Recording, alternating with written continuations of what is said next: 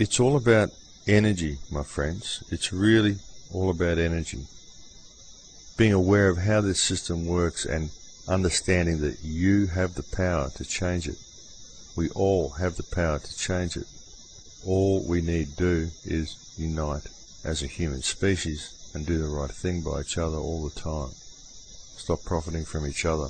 Understand that we all have the power. We are all wonderful. We are all connected. We're all the same. We are all a human family. People who say, well, you're never going to get people to do this. You're never going to get people to start loving each other. As I've said before, the people who say this, well, they can't speak for everybody. They can only speak for themselves. What they are saying is, you're never going to get me to do this. I will never love people unconditionally. I will never stop profiting from them. That's what they're saying.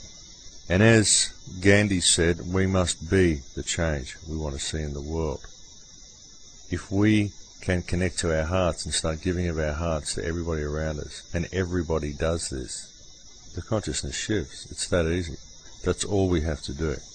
That's why I continue to do these shows, folks. That's why I continue to try to bring you the message that I do. And the way to bring about this shift in consciousness does not lie in the creation of a global government created by those who are now creating it. And in order to illustrate this point, all I have to do is point you towards history. Look at the state that the world is in now. Look at the mechanism that has been used to put the world into this state. And then imagine one global governing body run by these very same people. Folks, this is madness. These people have painted a picture of themselves. This organization has shown us clearly what its intentions are, and we cannot allow this type of organization to set up a global governing body on this planet. Many people have asked me about the things that I talk about the Illuminati, about this whole system. And they've asked me, is this all real? Is this really true? Can the creation of a global governing body really be such a bad thing? Well, folks, these people have lied to us on all counts. They've done so repeatedly.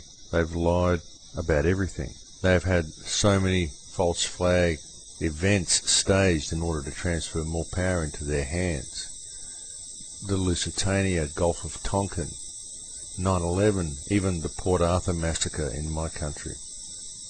There has been so many things that these people have done. They have allowed the population to become enslaved to debt, to a completely corrupt monetary system. You'll find that they've even lied to us about every single aspect of our history.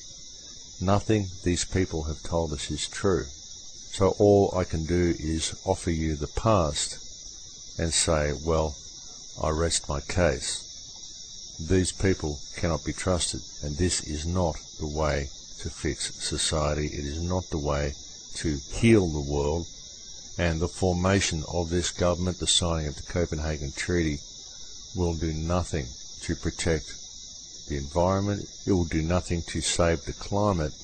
The only purpose of this treaty is to lock down society into a very, very repressive system that will be controlled by the International Monetary Fund and the World Bank. As I pointed out earlier, it is now fortunate that the Danish text has been leaked and that many countries are now seeing the reality of this, which is what many of us have been saying for years, that the global monetary system is the mechanism that is being used to control the planet, and it is the controllers of this system who are the CEOs of the global corporate empire that is being created.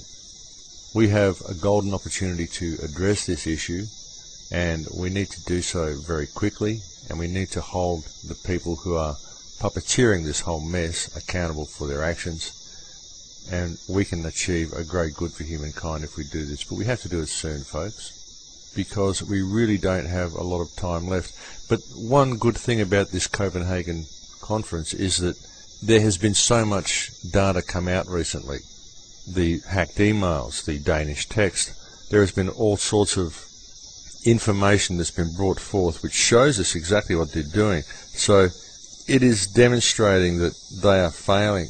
And if this summit fails, then they have missed their chance to do this. And we now see the methods that they use to orchestrate all this sort of stuff. Perhaps this whole Copenhagen debacle may serve as some sort of catalyst, may serve as some sort of grand awakening for a lot of people who had been asleep up to that point. But as I said on the last show, even if some of the emails that come from East Anglia University, even if some of these emails are fake, which is very doubtful, then it still needs a full investigation. And the fact that they are trying to go ahead with this summit and trying to impose this government before there is any kind of investigation into all of the data that's been offered to the governments by the Climate Research Institute, this clearly shows complicity. This clearly shows that these governments are basically helping to relinquish the sovereignty of their nations to a foreign power. This very much indicates complicity in the politicians that are in control of our governments. It indicates complicity by the media. It indicates that there is a conspiracy of the magnitude that was referred to by John F. Kennedy in the famous speech he made shortly before his death. I feel that it is very important for people to acknowledge the existence of this conspiracy so that we can deal with it in a peaceful and empowering manner, and thereby claim back the power that we hold, that we naturally hold as human beings on this planet. Well, we're getting close to the end of the show, folks. I'm sorry for the amount of microphone buzz that might be audible on this track, and there might also be a bit of cricket noise in the background. I live in the country here, and there's a lot of wildlife around, and it tends to make its way into the microphone sometimes. Now, earlier I mentioned a person who is attempting to put a legal case together to address the situation of climate change and address the criminal actions of the Australian government. If we can get this in place and get this started, this will act as a template for other governments. So if you would like to be one of 12 good men, I can put you in contact with the person who is organising all of this. I seriously don't know much about it myself, but anything's worth trying.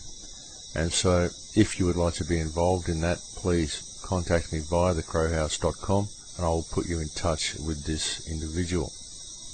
As always, as I've said on many shows, the whole situation that we're facing is truly about energy. The answer lies in non-compliance to this system.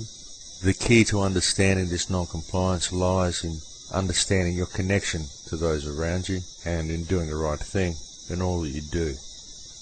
If we choose to exercise the power that we have as natural human beings on this earth, then the entire mechanism of control collapses like a house of cards. We can still have our societies. We can in fact have much better societies than what we currently have. We can fix world starvation. We can fix all of these problems simply by connecting with each other, by understanding that all of these problems have been contrived. None of them are necessary.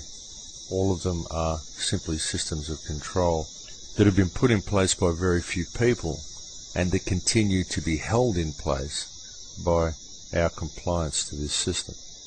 Just understanding that is a huge step in the right direction, my friends. The key to the whole thing, the key to changing this entire world is to understand energy, understand the connection that we all have, and choose to center yourself in the right energetic state. And as I've often said on many shows, the energy has two different polarities.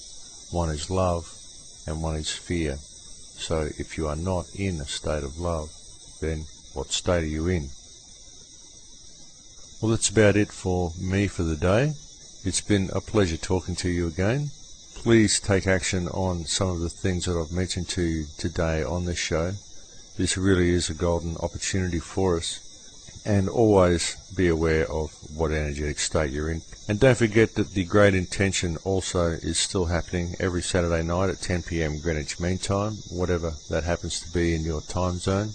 For me, it's 9 o'clock Sunday mornings. But wherever you happen to be, that's when the Great Intention takes place. If you'd like to join us in this global intention, it's nice to have as many people as possible on board.